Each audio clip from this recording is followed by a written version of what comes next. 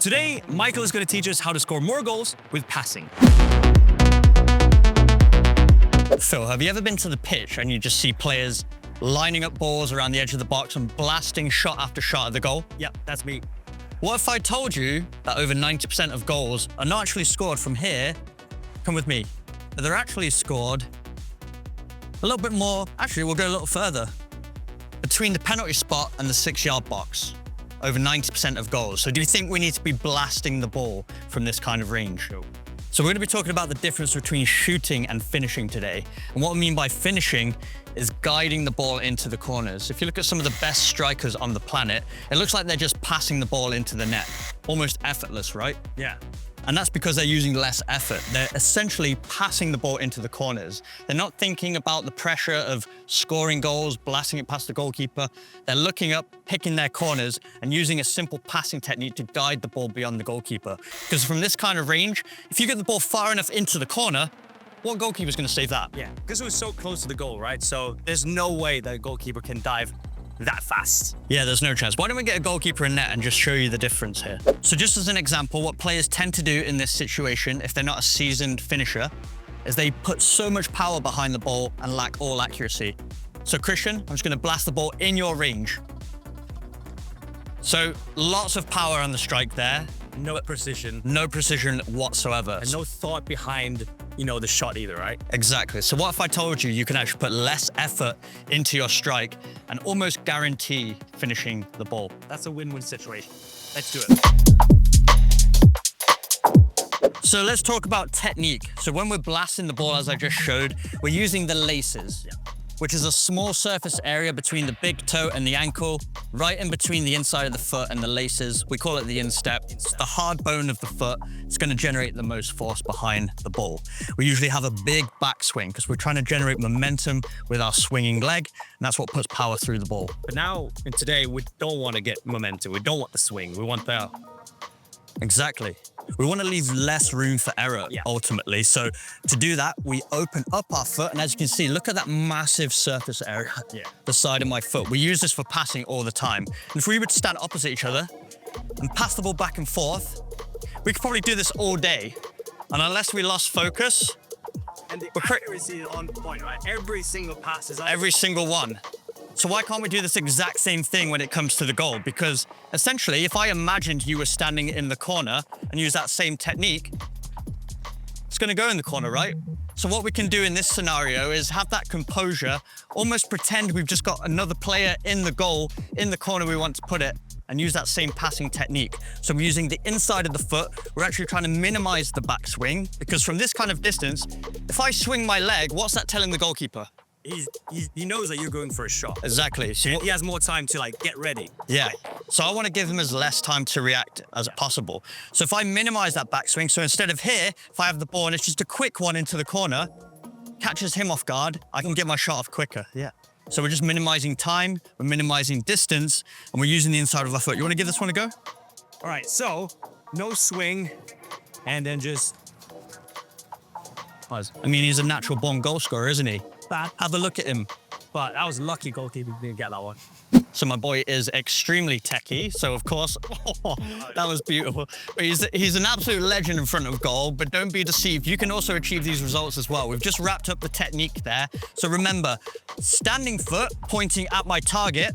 This is basically my steering wheel. This is showing me exactly where I want the ball to go. So you point it at your target, you're going to follow through towards your target. And we're using the inside of our foot, that big flat surface area, and connecting with the center of the ball. And all those things combined, absolutely no chance for the goalkeeper. Every single time you're going to achieve the corner you want to. If you just take the power off of the shot, you pay more attention to your technique and have a bit more panache rather than excitement. You know what I'm saying? Panache, absolutely. But now we're going to go through a few different scenarios, right? Because you can't go with the same technique at every single place on the pitch, right? So it's going to be a little bit different. Exactly, because in the middle of the goal here, we pretty much have all 4 corners to choose from. But when we're shooting from angles, the options are actually minimal. So let's have a look at the angle. So, as you said, I'm a natural-born finisher, right? But I'm actually a natural-born skiller, which means I've got the glasses on. It's only on the ball. My head is down. But in order for me to make a decision on where to shoot, bottom left, bottom right, top left, top right, I need to see where the goalkeeper is. So how would you do that as a natural born finisher? Or keeping your head down inside the box is not always a bad thing, especially for players like you who are natural born finishers, because you know as best as any player on the planet that the goal does not move. So no matter how many times I look up, the goal is always going to be in the same position. But what we do need to look at, and you just mentioned it, is the goalkeeper's positioning. We're in these central positions. Goalies are going to be in the middle of the goal. Yeah. It would be pretty counterproductive for them to step to either side and just hand you a free goal. Exactly. They're going to stay in line with the ball. So when you're in this situation, you can take a quick look up, but chances are if you know where the goal is, know your position inside the box, you know you're going to have all four corners to aim at.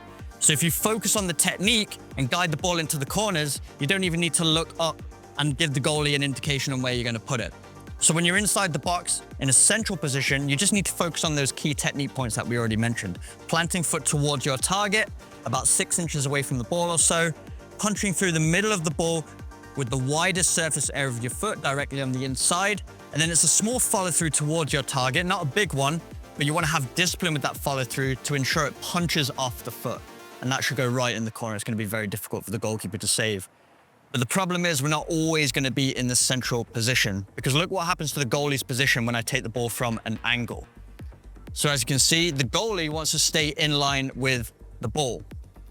So he's now covering the near post, because any good goalkeeper wants to protect that near post. Yeah. Unless you put the ball right in that top corner, because the goalkeeper's hands are usually low, your best bet is actually to go across goal in this situation. But we're going to have to slightly adjust our technique here to make sure it's accurate and also gets away from the goalkeeper's reach. So before, we were planting our toes directly towards our target, punching through the middle of the ball. Steering wheel, right? But imagine this scenario here. You're running at pretty high pace. What do you think would happen if I tried to rotate my foot out right towards that corner? You're going to stumble, right? You're going to stumble. You're going to be off balance. What do you think that will do to your technique? Well, it's going to be off. You might fall. You might shoot very, very wrong. Probably all of the above. Yeah. So what we need to do here is actually slightly change our technique. So instead of hitting the ball directly through the middle, it's slightly towards the big toe, so we can wrap around the ball and add a little bit of spin. We're still focusing on accuracy. It's a wide surface area, but we're adding slightly more power and more accuracy to the strike from an angle. So we need to slightly open up our planting foot towards the target, just enough that we can balance, but then we need to rely on the spin of the ball to take it away from the goalkeeper's reach. So look at the difference in technique here. First one, as we did in the middle, is a punching technique. As you can see, very easy for the goalkeeper to save. So instead, I want to use closer towards that big toe and really wrap it into that corner. And you see the ball is spinning as well, just to try to get as close to the far post as possible, right? Absolutely. And I would say always aim low in this situation for two reasons. A, more chance of it going in the back of the net. But even if I was slightly off balance in this circumstance and I aimed low, what's going to happen? It will go high. It'll go high. But it will go in the goal. Yeah. If you aim high and you go a little bit too high, it will just go straight into the Hudson River. If that's the Hudson River, Exactly. I don't know. You're going to be swimming. Yeah. So we need to make sure we leave as much room for error as possible. So if we aim low and we're slightly off balance, it can still go right up into that top corner. So two things. Key points, inside of the foot leaves a lot of room for error because it's such a big striking surface. When we strike with the laces, we have less room for error. It's a lot easier to miss-hit the ball. So focus on using the inside of the foot and also aim low in the goal, because if you aim low, always got a chance of hitting the back of the net. So now let's look at the other side. So you and me, Mikey, we're obviously very right-footed. At least I am super right-footed. So before, that was on the right wing. So if you're not an inverted winger, that's where probably I would shoot from. But if you're an inverted winger on this side, there's obviously a different technique that comes to it. Because as you said, when you put your steering wheel slightly off center to where you want to shoot, to throw the goalkeeper off balance, that doesn't make sense here, right? So how would you do it on this side? You said it perfectly. If you're an inverted winger, you're certainly going to find yourself in this exact scenario a lot. But also if you're a dynamic striker making those diagonal off the ball runs, you'll also find yourself in this position. If you're a number 9 who likes to stay in the middle of the box, receive it on the chest, receive it to feet, back to goal. You need to work on those central finishes. But if you're a dynamic, speedy forward, you need to make sure you're dynamic in all different scenarios so you can have more chance of putting the ball in the back of the net. One of my favorite strikers, Thierry Henry, was the master of this specific finish. If you look up his greatest goals of all time, you're going to see at least 40 examples of him in this position and rolling the ball into that far corner. He was an absolute master of it. So to master this technique, we're kind of combining the first and second technique that we've already spoke about. We're using a punching technique, but we can also use a bit of spin depending on the exact scenario we're in. If I'm really tight to the goal here, I might need to use a bit of spin to get outside that post and back into that far corner. So as you can see, the goalkeeper stays in line with the ball. If I've got an angle like this, plenty of room on the other side that I can just punch the ball into. Just going to have no chance of saving that. If you have the right accuracy, punch it into the corner using a passing technique, no problem. But if I've got more of an angle, or I should say less of an angle actually, I've got to wrap my foot around the ball. But if I'm running through on goal, if I try to spin the ball like this, it's either going to go near post or I'm going to fall over. You're going to stumble again, yeah. So you need to make a slight adjustment with your technique in terms of your body positioning. So the actual striking technique stays very much the same, but instead of just hitting behind the ball, as we did in the first scenario, where we're directly in front of the goal, I can be right behind the ball, but I need to get around the ball. So as I'm about to strike, I need to step to the left of the ball if I'm a right-footed player. Way more space between the ball and the planted foot, right? Exactly, because then that allows me to open up my foot and guide it into that far corner. Whereas if I stay behind it and try to guide it, it's going to be very awkward, or I'm just going to hit it into the goalkeeper. So when we're running through on goal, it's just going to be a slight step to the left and then roll it. Even that shot wasn't perfect, slightly mishit it, but because of the angle and the placement, still very difficult for the goalkeeper to save. Doesn't need to be perfect, but you're basically eliminating the margin of error while doing these types of shots, right? Absolutely, yeah, spot on there. And also making sure you minimize that backswing. That's really going to help you because again, if I'm here, huge backswing, I'm telling the goalkeeper I'm about to strike the ball. But instead, if I minimize that backswing, so he doesn't know, and it's just off guard. So really try and be abrupt with that technique. You're going to give the goalie a lot less chance to react to it. So P-dubs, I just threw an absolute encyclopedia of information at you there. Yeah. But if you were to summarize the key points into 5 steps, what would you say? So, when you're in front of the goal, you know, we want to focus on the accuracy. So obviously use the planting foot as the steering wheel, point it towards where you want to shoot it. Not too much momentum, not too much swing, punch through, and that's it. Keep a little bit of eyes on the ball, eyes on the goalie, see where the goalie is. That's it. When you're on the right side as a right-footed, you kind of want to steer it more outside and kind of get a more spin to it and more follow through in order to get that spin, right?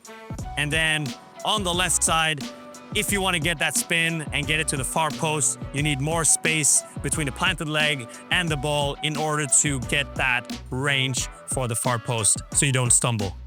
How'd I do? I mean, I would give you an A.